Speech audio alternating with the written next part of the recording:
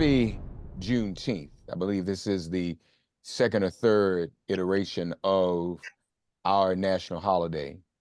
It is interesting that there was never really marching in the streets per se, maybe in Texas, never a national movement during the time of the pandemic for a Juneteenth holiday. We were actually marching for reparations. They gave us Juneteenth. We'll take that. But we want it all. We want reparations. That's what we are here to demand. And so we have an esteemed panel of guests to talk about where we are today in 2024, this Juneteenth 2024, where we are in this reparations movement, where we stand, what progress, if any, we have made, and what more progress, obviously, do we need to make, and how are we going to get there? So we want to bring our panelists in. First of all, we have Reverend Robert Turner, who's actually joining us out in the streets in his regular march from Baltimore to the Capitol. He's with us, Reverend Robert Turner of Empowerment Temple in Baltimore. Bless you, Reverend Turner. Thank you for joining us. We have Reverend Redeem Robinson, who has been one of the outspoken young brothers in the clergy on this issue, always consistent, always focused, and we appreciate that. A lot of us involved in reparations, but we're doing 10,000 other things as well. Our brother has been very clearly focused, and we're thankful for Reverend Redeem Robinson of the All Souls movement. Reverend Robinson, welcome to you. Thank you for being here. And then we also have our dear sister, the executive director of Get Free, Nicole Carty. Nicole, how are you? Welcome. I'm well. Thank you for having me. I like to do ladies first, so we'll start with you. From your perspective, what is, on this Juneteenth 2024, what is the state of our reparations movement, please? Thank you so much for the question. I'm really glad to be here today. The state of our reparations movement, I think, is twofold. On one hand, it is stronger and more entrenched than I believe it ever has been here in New York, where I live. Just at the end of last year, we passed a commission to study reparations for the entire state of New York, and that initiative is not alone. There are local explorations of reparations happening all over the country. There are two statewide initiatives, one in California, one in New York, that are underway. The movement for reparations has never been stronger. We have seen in 2020 and since then, generations of young people who are rising up, trying to take on and reckon with our nation's history, and create upstream transformational change through repair and actually addressing the deep systemic injustices of white supremacy. So those are all strong points for reparations. Also, the public has never been more supportive of reparations. I think something like 40% of the public is in support at this time, which is higher than it's ever been. So those are all things we can take in stride and feel strongly about and move forward with. What I'll also say is, because of the strength of this movement, the idea of repair, the idea of addressing historical and ongoing injustices has never been more under attack. And so when we look at anti-DEI initiatives that are happening across the country, looking at challenges to programs in Evanston, we also have the opposition, the people who don't want repair to actually happen, are mobilizing very forcefully right now. So we are very actively in this fight. Both sides have been activated, and over the next year, over the next couple of years, we need to actually force the question to America of if we're going to continue to live in a unrepaired white supremacist society, or if we're going to make reparations to make equality actually real in this country. That is the conversation we have in front of us, and that is the one that we are having at Get Free. Amen. Thank you. Thank you for that. Reverend Redeem, I'll pose the same question to you. From your point of view, what's the state of our movement as you've been so on the front line yourself? Yeah, I think the state of our the reparation movement right now is going in a good direction. Like what Reverend Carty said, we're seeing several states and municipalities that are establishing commissions to study reparations. However, I am a little concerned that all of this movement to establish commissions and committees, it's just another way of just kicking the can down the road. So I'm a little leery about the commissions. Is this just another way to just stall and to just talk? And that's something that we see in this country, especially in the Black community, when it comes to actual tangible items for the Black community. It seems to just be talk. And so one of my worries is all these commissions, is this just talk? Is this just kicking the can down the road? Me personally, I believe that this country has the ability to start issuing checks immediately. That's where I stand. But once again, I do appreciate the conversations that are being held about reparations and the way that we are establishing commissions to study reparations. All right, thank you, Reverend Redeem. Reverend Robert Turner, same question to you from your perspective. Where do we stand? What is the state of our movement? And also from your point of view, tell us all, tell our audience where you are and where you're walking and about your march. First of all, thanks so much for having me, and happy Juneteenth to all those who are watching this. Always a blessing to be in your presence, Dr. Thompson, and all those others of you on this call. I right now am walking from Baltimore, been up since 4 something this morning, and I'm walking from Baltimore to the White House now for the 21st time. 40 for 40 is what I call it, 40 miles, 40 acres. It's actually 42.9 mile walk. Takes about 13, 14 hours, depending on the weather. I've done it in 12 times.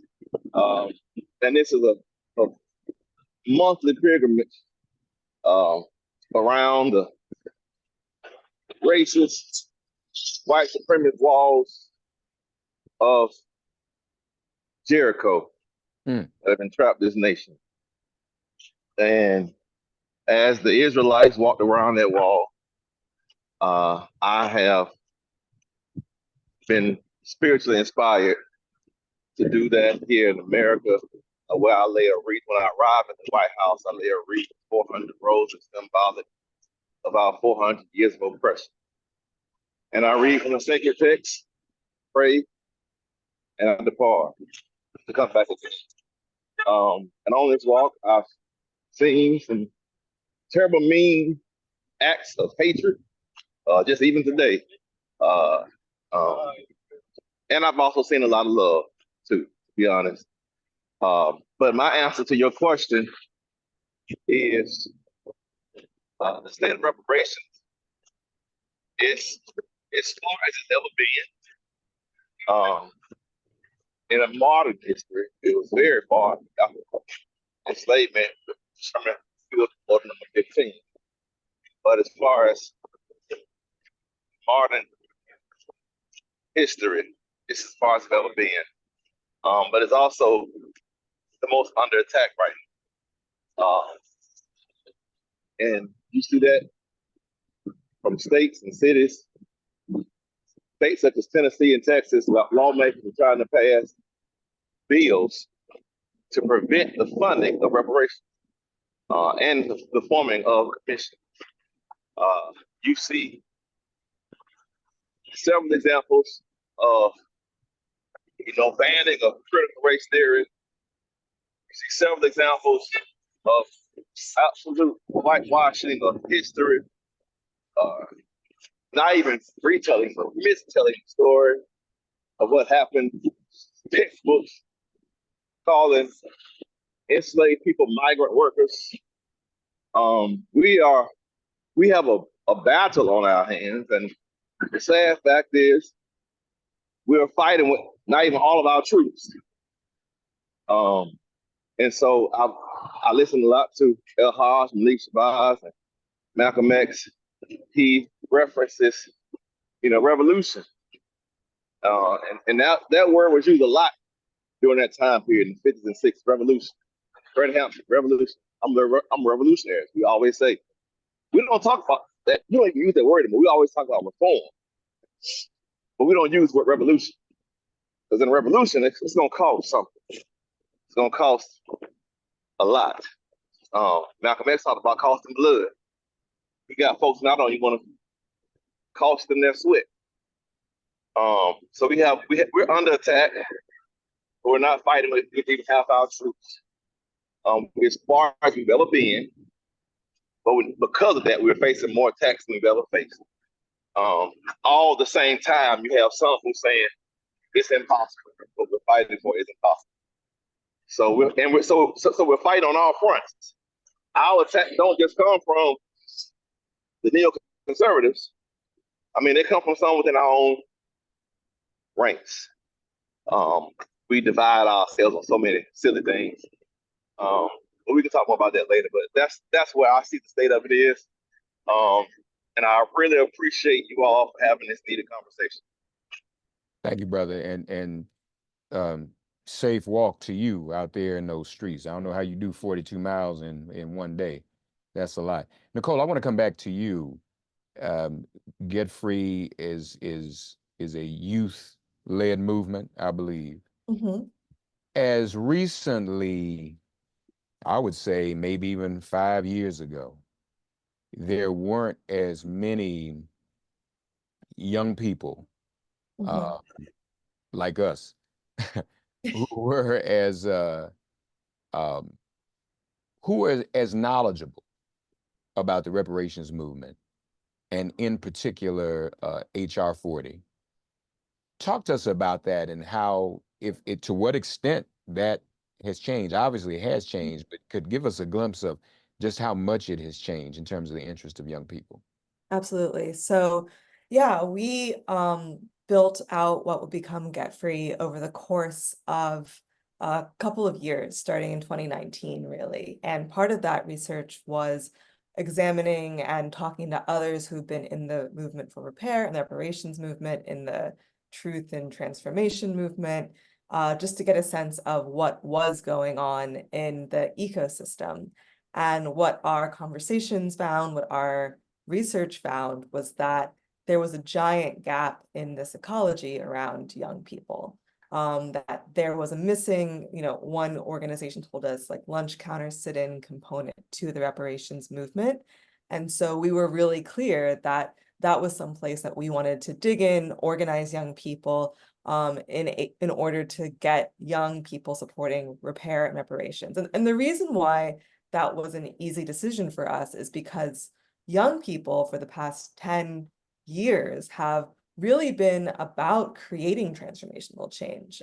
They've been demanding it. They've been highlighting and demonstrating the continued impact of systemic racism. They're mobilizing in the streets in the numbers of millions in order for change, in order to break the grip of white supremacy in this country. And they don't have a how. They have a assessment of the problem, but they don't have a solution. And reparations really is the solution to not just white supremacy, but the problems in our democracy, like the structural transformations that we actually need in this country. And so we saw a giant youth movement that was bent on transformational change, and also a small uptick of youth in the reparations movement, and we put two and two together. And so we began organizing and mobilizing young people into the clarity that this is actually a solution to so many of the things and the problems that they've been protesting about, so many of the values that they are expressing in the streets. And this is a how of how we get to abolition, of how we get to criminal justice reform, of how we actually structurally transform our society.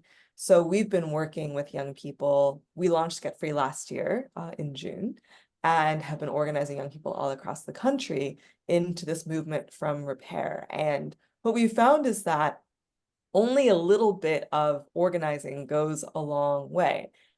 We launched our New York chapter in, I think, October, and quickly launched into a campaign to force Governor Hochul, who was about to pocket veto the bill to create and establish a Reparations Commission, off of her desk at the end of last term and forced her to actually sign it. That's why we have a commission that is studying the impacts of slavery on current New Yorkers in current Black New Yorkers today, and why that even exists. And so a little bit of young people power goes a long way. This is, the foundation of transformational change in our country.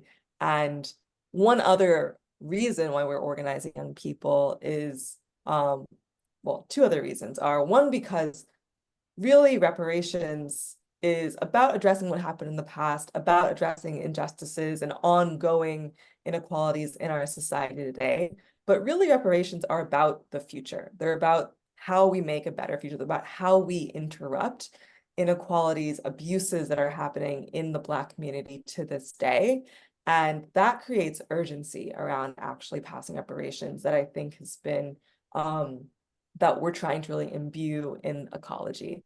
The other thing is this generation that exists is the most diverse, most educated generation in US history. Gen Z is that. And in the next few years, millennials and Gen Z, are going to be the majority of the electorate of this country. And so we have built this movement to coincide with a generational transformation in who the voting populace of the United States is. And in these moments, big ideas like reparations, can quickly become mainstreamed. And so we're trying to use and ride the reality that this is the future of the country, this is the voting future of the country, and really make clear that reparations are the path to how we get freedom and equality, of how we create justice for Black people, and mainstream that with young people as they step into leadership in this country. So we're seeing a lot of shifting around young people as it comes to this issue. But it's not a surprise, because it really just is a easy next step for all of the activity that's been happening since Mike Brown, since the Movement for Black Lives in 2013, into carrying it forward into policy that actually transforms our society. Brother Reverend Dean, our sister has described what, for example, the New York Commission is doing. And that's also, we know, what other commissions are doing as well. They are studying impacts and solutions. But you, as you said, think that's kicking the can down the road. Tell us more about why you feel that way. Well, here's my thing. We already know what happened. We already know, we know that slavery was bad. We know that Jim Crow affected Black people here in America. We know about the new Jim Crow. We know about all of these acts of systemic oppression that have happened in the Black community. We know its effects. We even have numbers on how much is owed and why it's owed. So I'm just like, do we really need all of these commissions? I often feel like sometimes we establish commissions just to say, hey, we're working on it, we're doing something, but we need your vote though. You see, we're for Black people because we have this commission together. We have this, we're talking about reparations. So of course we need the Black vote. And it always usually happens around, every 4 years that we start talking about the importance of reparations. But that's just where I stand. I feel like we already know the effects of slavery. We already know the effects of Jim Crow, mass incarceration. We already know. But once again, I'm grateful that we are having the conversations and that the ball is moving. I just feel like we already know. And is this just another attempt to kick the can down the road? I'll use, for example, HR 40. HR 40 has been was introduced in 1989. Since 1989 till now, it really hasn't gone anywhere. So, and we have had the Congress to get it passed. So, I know some of my colleagues say, they talk about incremental change and all this, but we can get things passed really quickly when it comes to militarization. I mean, the House just passed $95 billion for military aid to different countries, just like that. But HR 40 was introduced in 1989, but really hasn't gone anywhere. So once again, is this just another attempt of just kicking the can down the road?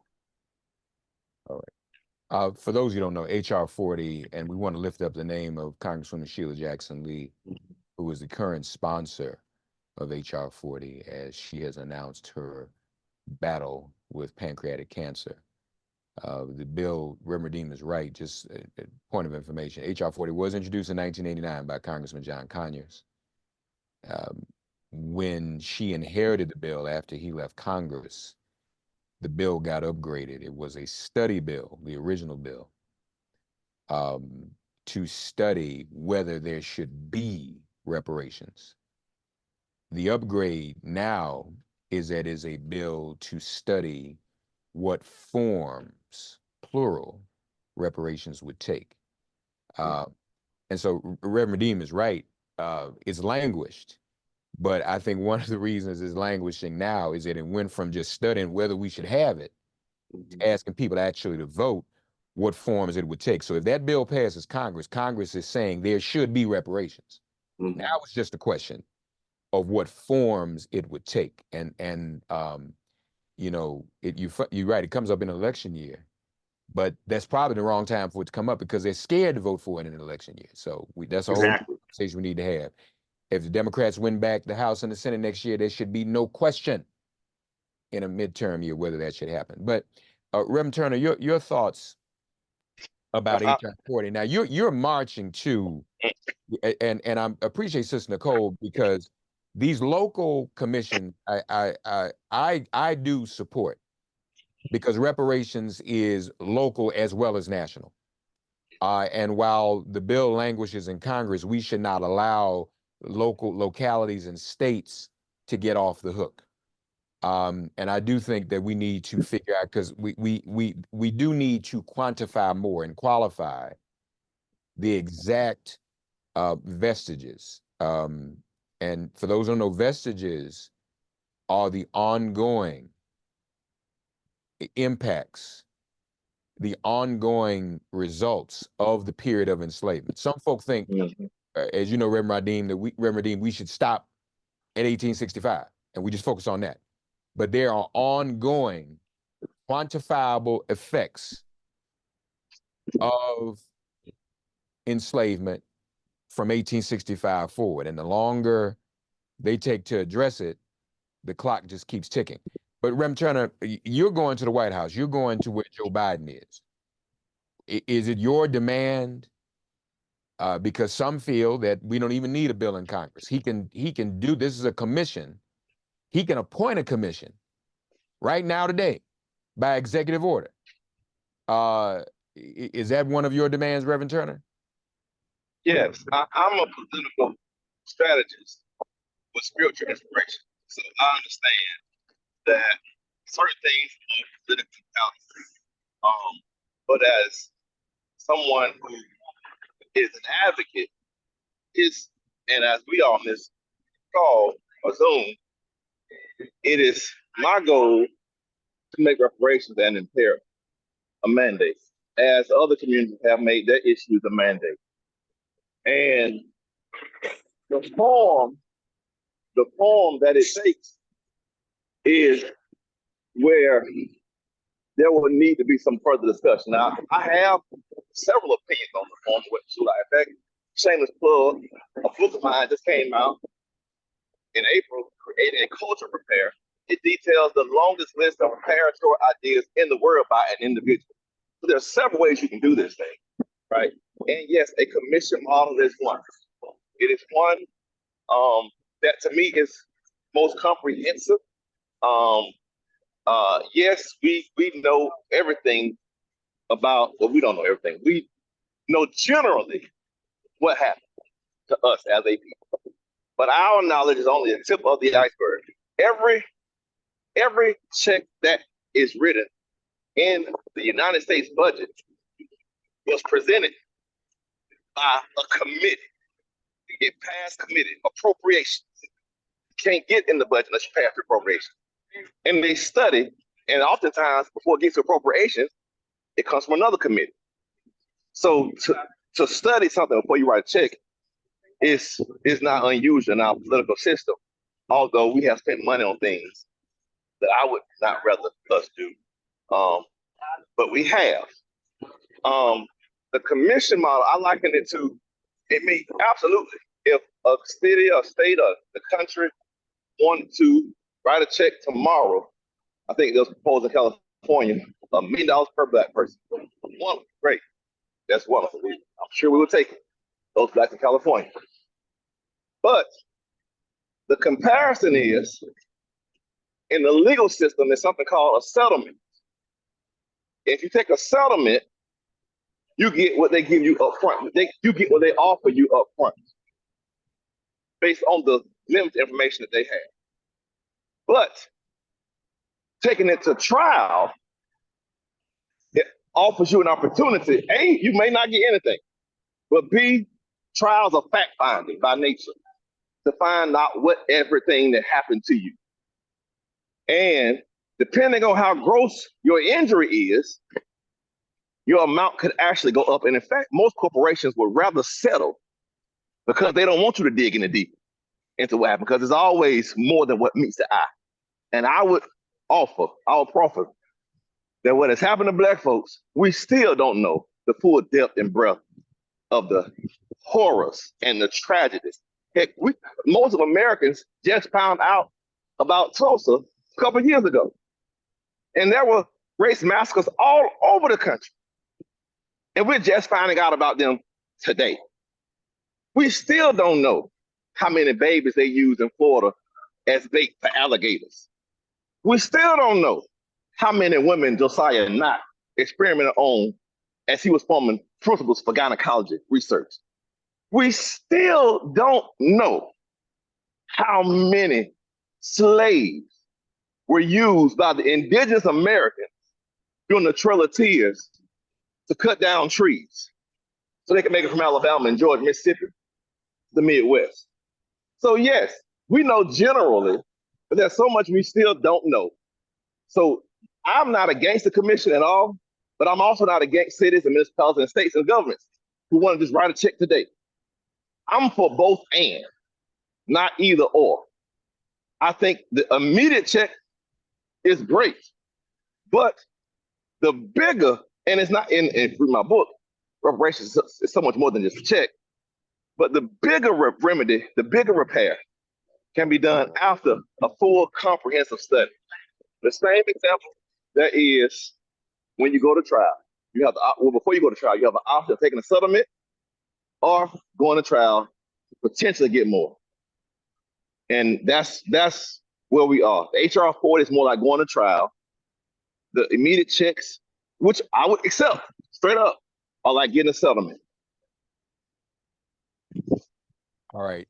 But now, Nicole, that's in terms of the fact finding, that's actually what these commissions are supposed to be doing themselves, correct? Yeah, the commissions are, in many ways, they are narrative devices, right? I think many of us who are Black Americans, many of us who were raised with attention to the impacts that are ongoing of slavery, we know what's going on. And many in this country do. I completely agree with Reverend Robinson about that.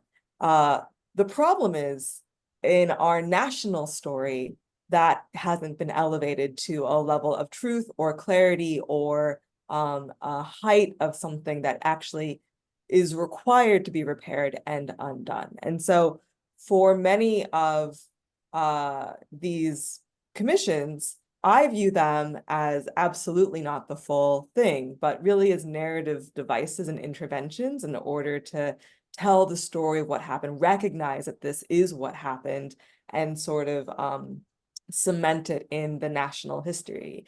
If you look at what's happened in Congress, when was there an apology for slavery? I think in like 2008 during Obama's first year, or 2009 during his first year.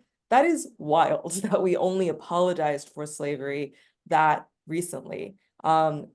Reverend Turner is right. This history is only now becoming common sense in America. And the challenge is that the more that it is obvious, the more that it is known, the more obvious the need to repair, reckon, and remedy it is.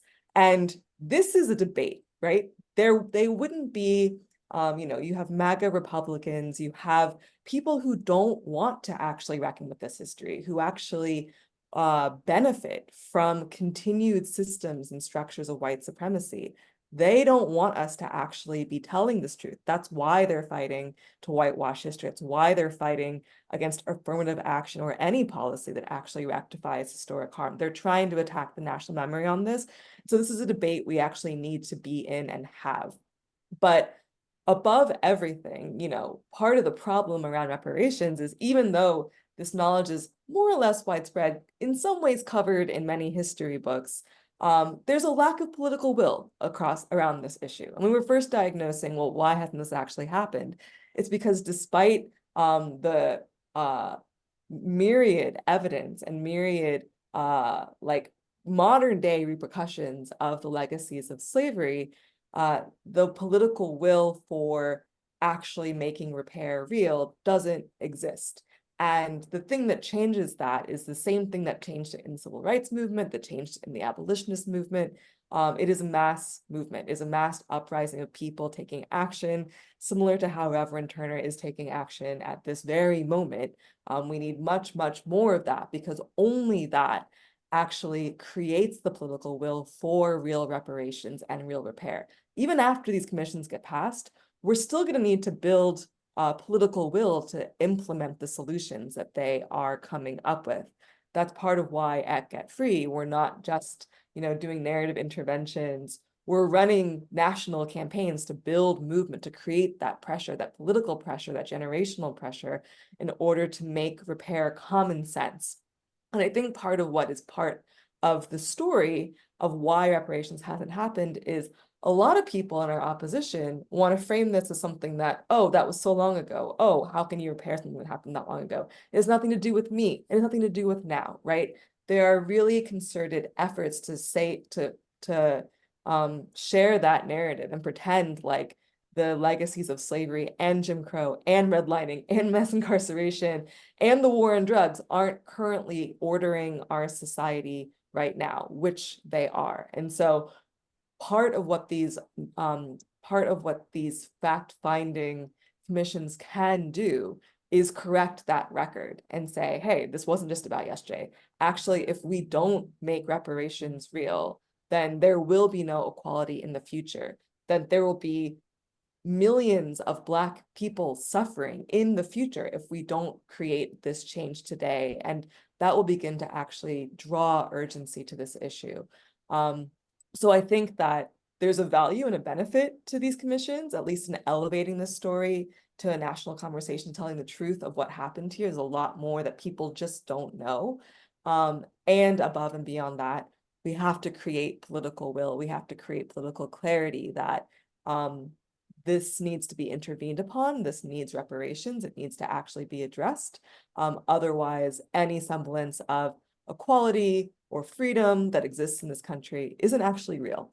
And that is the mandate for repair. So that's why the fight around the commissions is a real fight, because a lot of people don't want us to be telling this story. They don't want us to be fact-finding or surfacing these truths, because they benefit too much from the way it is right now. Well said. Reverend Redeem, the church, is the church becoming more involved in reparations? Is it as involved as it should be? is the church doing enough when it comes to the reparations movement? And I mean the church universal, not just the black church, but that includes the black church. Yeah. Are we doing enough? Are white churches? Is the church, we're here with the National Council of Churches, but sometimes, you know, uh, even amongst us, we become comfortable and self-congratulatory. We see all of us, oh, the church is down with reparations. But is it universally as it should be? Right. No, that's a really good question. Me personally, I feel like there needs to be done, more needs to be done with the church universal when it comes to reparations. First of all, reparations is a spiritual concept. It's a biblical concept. When we talk about, when we look at the story of Zacchaeus in the Bible, and how he was going to repay and pay some more of those who he had harmed, that's a concept of reparations right there. And we see that through other faith practices as well. You harm somebody, you do whatever you can to repair whatever you harm. That's throughout almost every faith tradition. But when we talk about Christianity, yeah, there's a lot we can do to educate ourselves about reparations. So for one of the things that we doing with All Souls Movement is we're actually educating predominantly white congregations about reparations. Because what I'm finding out is we have a lot of so-called progressive congregations. They're progressive on, they're open and affirming. They are, they believe in healthcare for all. They believe in college tuition-free college and all this other good stuff. But at the end of the day, they also ask about what is reparations? What does reparations look like? And so I'm finding out a lot of people don't know what reparations are. They don't know what it looks like. They don't, they think it's some kind of, some kind of radical idea, when in fact, reparations is nothing new. This country has been paying reparations to other groups and different communities, Native Americans, Japanese American, the Japanese Americans, Jewish people. We've been paying reparations. That's something we've been doing since the end of slavery. Slave owners got reparations. So, this is nothing new. And I just think that we need to start educating our congregations. And also, you mentioned the Black church. We also need to educate ourselves about what does reparations look like? What is reparations? I'm finding out, we talk about a lot of other stuff. Talk about a lot of stuff that we major in a lot of minors. But we have a big voice. The church has a big voice, and we must use our big voice to make an impact. We use our big voice, to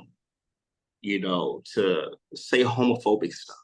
We use our big voice to silence women in ministries. We use our big voice just to say all kind of off the wall things. Let's use our big voice to advocate for reparations, to advocate for, just to be a good human. Let's use our big voice, our resources to do good. So yeah, we have a lot of work as church as a whole. We have a lot of work to do. I'm starting to see some denominations they're doing their part, but we can't just have one denomination, a couple, 3, 4 denominations doing their part. We need everybody to do their part. Amen. Well put. Reverend Turner. Reverend Turner's on the road. Yes, sir. Yes, sir. Yes, sir. I'll give you the last word on that question. You kind of alluded to it. You said you want to get into it later. Sounds like you feel as if either those in the church or others elsewhere are not doing all they can in this fight. No. Reverend Redeem mentioned majoring in minors, and just meeting Sister Nicole for the first time, I think she would agree that we got issues popping up all the time. But this is the one issue that addresses all of them. because everything we face today is wrapped up in these vestiges of enslavement for which we need reparations. But talk to us from your point of view, Reverend Turner, and the example you're trying to set for those who are kind of still on the fence and I don't know. And let's face a lot of our own people. This is one of those things they feel like they're never going to give it to us. Why are we doing this? They're never going to let us have it. So let it go. What are your thoughts about that, Reverend? I hear it every time I do a walk, brother. It is so disheartening, and the amount of negative statements that I get from us, right? And it reminds me of the quote that Harriet Tubman said, how she's freed thousands from slavery and would have freed thousands more had they known they were slaves. So our people, unfortunately, have bought into white supremacist ideology in too many cases. And that manifests itself in a lot of ways. It manifests itself in, beauty, it manifests itself in habits, it manifests itself in sometimes political ideology. And sometimes it manifests itself in a sense of helplessness that nothing good would ever come to Black people. Because in some sense, in their eyes, we don't deserve anything. So we have to fight that. And as a church, we really are supposed to be in the occupation of changing mindsets and changing hearts and giving hope to the hopeless. But oftentimes, unfortunately, the church has become a thermometer, as politicians are thermometers. We've talked, quite a bit about, what politicians have not done. And I wish that they use HR 40 to get votes. I wish they would say, hey, because you voted for us, you're gonna pass HR 40. That has not been the case.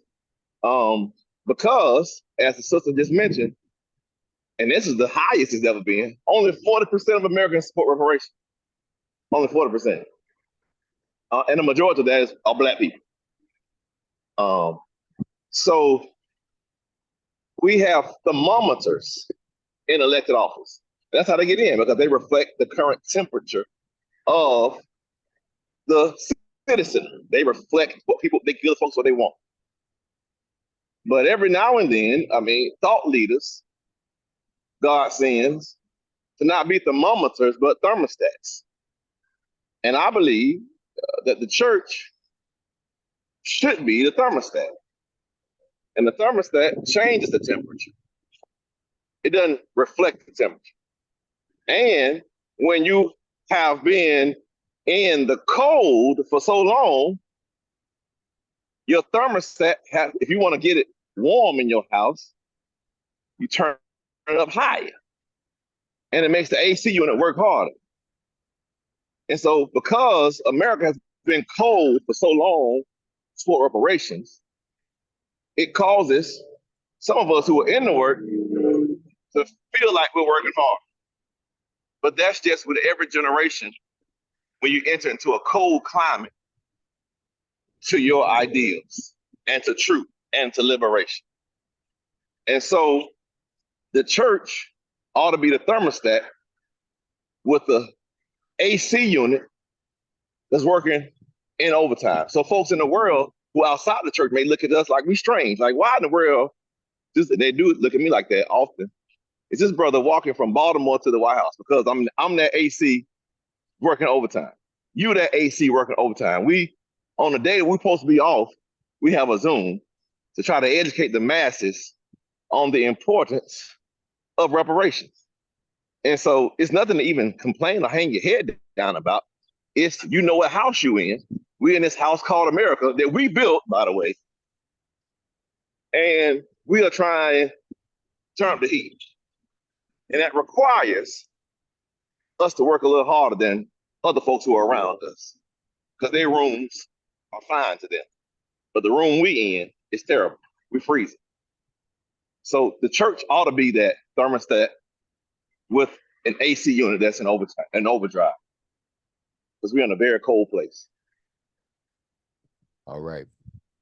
This has been an enlightening discussion and a mobilizing one, I hope, for all. But this is just a conversation. It should continue, and more of us should get involved. If you have not already, please, ma'am, please, sir. Nicole Carty, tell everyone where they can find the Get Free movement online.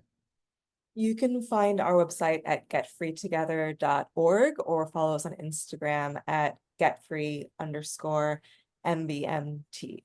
So we're going to be doing a lot of stuff this summer in order to make repair a mandate for our politicians. And we hope you can join us and get involved. All right, Redeem Robinson, the All Souls Movement, where can people find you? www.allsoulsmovement.com or on Instagram at allsoulsmovement. Once again, thank you for having me. All right, now thank you for being here.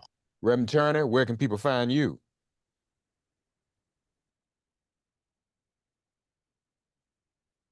Reverend Turner, I think you're muted.